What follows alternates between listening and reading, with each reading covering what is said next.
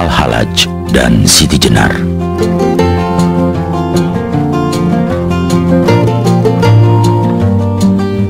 Kita perlu mencermati dengan pemikiran jernih dari sebuah misteri masa lalu yang kita ketahui sekarang, apalagi hal yang belum terungkap dari perjalanan masalah masa lalu. Bagi orang-orang masa kini, kita harus bisa membedakan antara pengetahuan dan keyakinan. Pengetahuan adalah berbagai gejala yang ditemui dan diperoleh manusia melalui pengamatan akal. Pengetahuan muncul ketika seseorang menggunakan akal budinya untuk mengenali kejadian tertentu yang belum pernah diketahui sebelumnya. Sedangkan keyakinan atau sebagian orang menyebutnya iman adalah sesuatu yang sakral bagi beberapa orang. Keyakinan dapat menembus tembok perbedaan yang ada dan dapat pula membuat tebal tembok perbedaan tersebut. Jadi kita harus bisa memisahkan antara pengetahuan dan keyakinan. Kita boleh-boleh saja berpendapat, karena berpendapat adalah hak semua orang. Benar dan salah, bukan kita yang menilai. Perbedaan persepsi itu hal yang biasa, karena setiap orang memiliki latar belakang sendiri-sendiri atas dasar banyak faktor.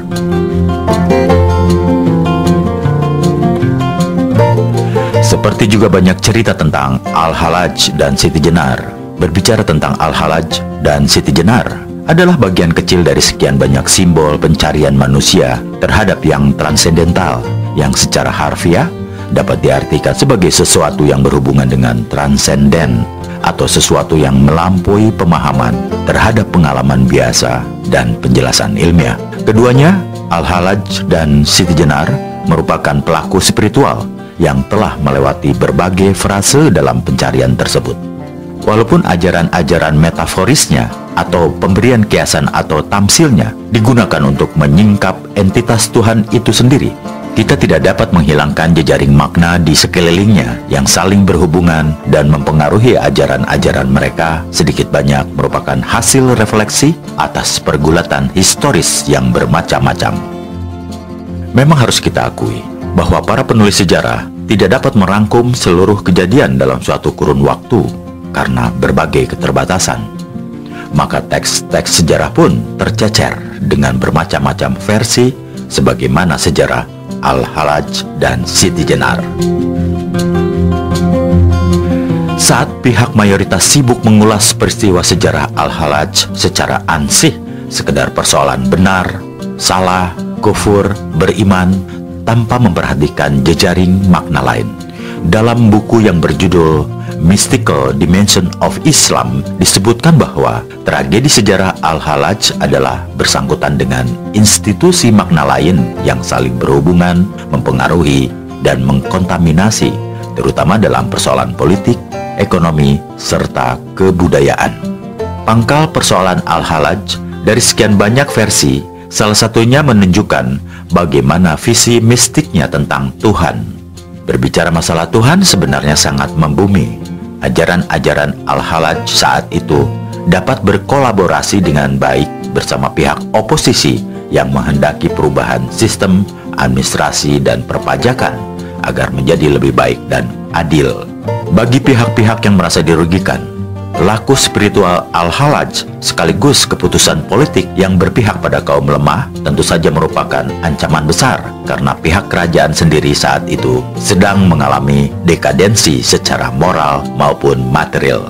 Ide-ide Al-Halaj dikhawatirkan memicu kebangkitan spiritual masyarakat sehingga dapat membalikan struktur sosial politik pemerintahan saat itu, karena ia telah mengajarkan kepada setiap umat sebuah pengetahuan untuk menyikap tabir penyucian diri agar terhindar dari perilaku taklid buta. Kondisi yang rentan dimanfaatkan oleh penguasa ketika perilaku dogmatis bersarang dalam kesadaran rakyat. Sebagaimana Hasan Hanafi yang pernah mengingatkan dalam mukadimah karyanya, kekuasaan akan semakin kokoh pada rakyat yang bodoh dan ketakutan akan meluas pada rakyat yang patuh. Sebab kebodohan membawa kepada ketaatan, sedangkan pengetahuan melahirkan revolusi.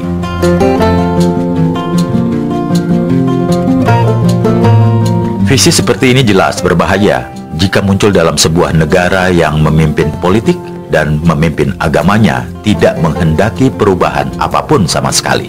Andaikan kesadaran kritis tersebut muncul, tentu akan timbul protes besar-besaran di kalangan rakyat. Hidup Al-Halaj pun sudah seharusnya berakhir di tangan penguasa karena keberpihakan dengan tuduhan utama sebagai penghina Tuhan.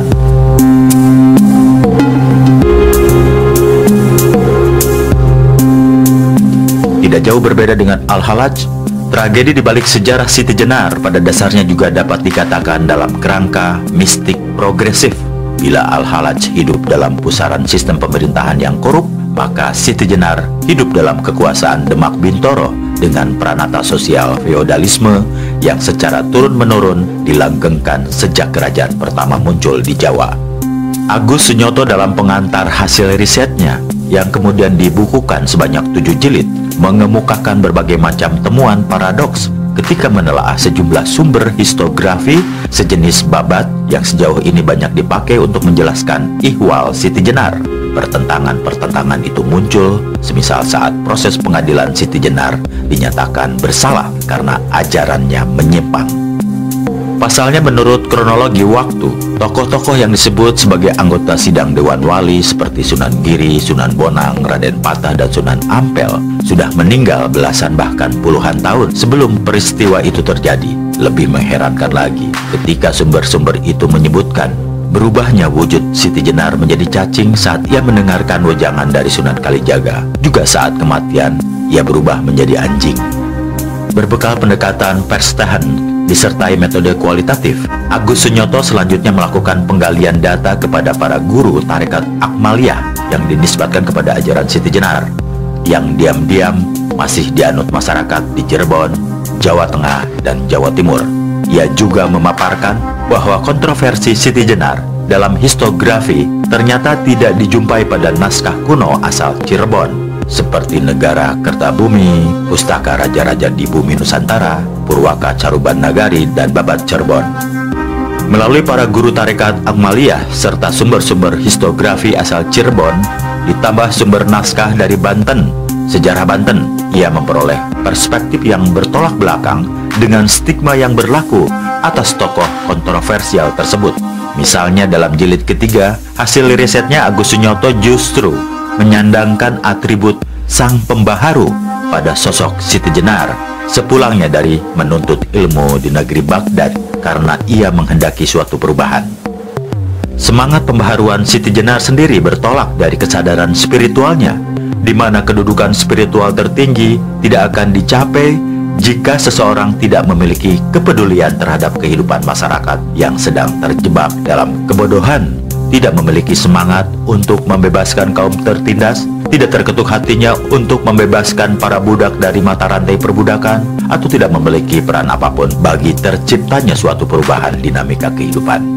Pembaharuan yang pernah dicita-citakan oleh Nabi Muhammad SAW ratusan abad lalu ketika muncul utusan di tengah peradaban jahiliyah.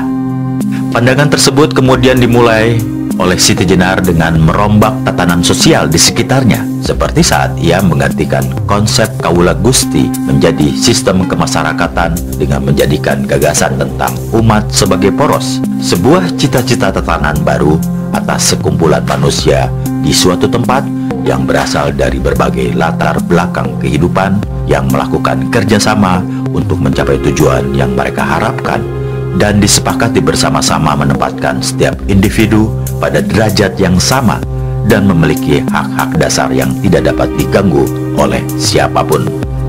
Dari semangat itu pula, Siti Jenar melakukan penyadaran kepada rakyat dengan menawarkan sistem pendidikan emansipatif di Padepokan Giri Amparan Jati. Bagi Siti Jenar, institusi pendidikan tidaklah dibenarkan bila hanya diperuntukkan bagi anak-anak pejabat dan kaum bangsawan berdarah biru saja.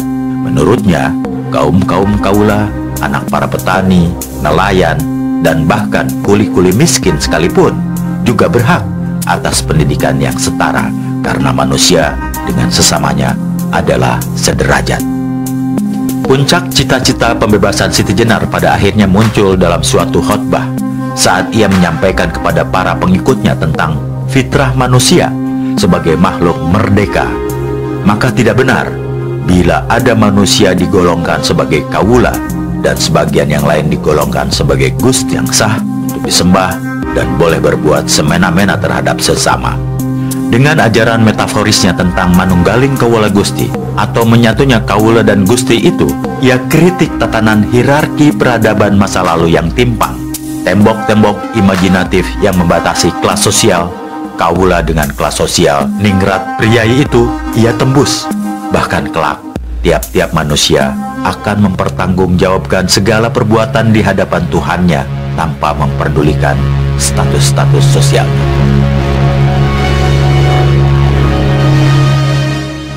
Jadilah ide-ide yang dikembangkan oleh Siti Jenar ini secara perlahan mendapatkan perlawanan dari penguasa absolut, monarki raja. Karena dengan tawaran-tawaran Siti Jenar, hak-hak mutlak penguasa untuk mendapatkan kendali semakin jauh, meredup.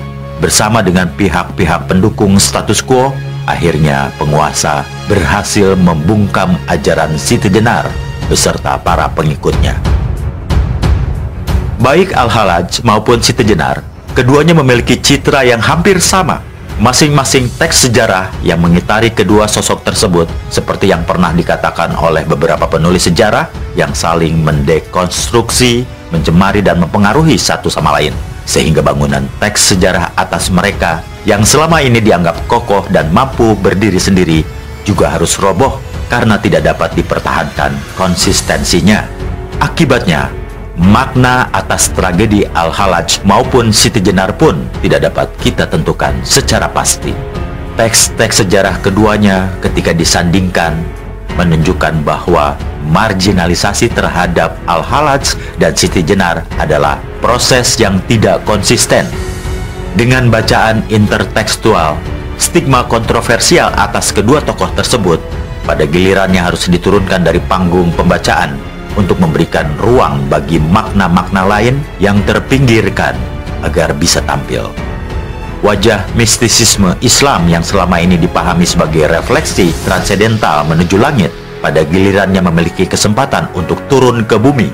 Nilai-nilai pembebasan dalam tubuh Islam mendapatkan bentuk materialnya pada ajaran-ajaran Al-Hallaj dan Siti Jenar, sebagaimana yang dicita-citakan bahwa terma-terma sakral yang umumnya berkaitan dengan ketuhanan yang sebelumnya dimaknai dengan sesuatu yang bertujuan untuk menunjukkan dan menjaga kesucian, kebesaran, serta kekuasaannya ditarik menjadi sebuah terma material dan duniawi. Karena itu apa yang dimaksud dengan tauhid misalnya bukan lagi konsep yang menegaskan keesaan Tuhan saja, tetapi lebih merupakan kesatuan pribadi manusia yang jauh dari watak dualistik seperti hipokrit, kemunafikan, atau oportunistik.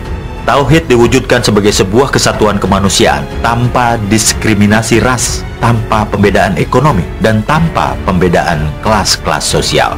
Pada akhirnya, sekaligus permulaan yang berkesinambungan tanpa ujung, upaya kita untuk meneguhkan makna peristiwa Al-Hallaj dan Siti Jenar akan selalu diintai oleh suatu makna berbeda dari yang ingin kita putuskan. Dalam peristiwa ini, yang kita lakukan hanyalah meminjamkan singgasana makna untuk pembebasan yang sebelumnya dianeksasi oleh makna lain, sembari menunggu makna baru.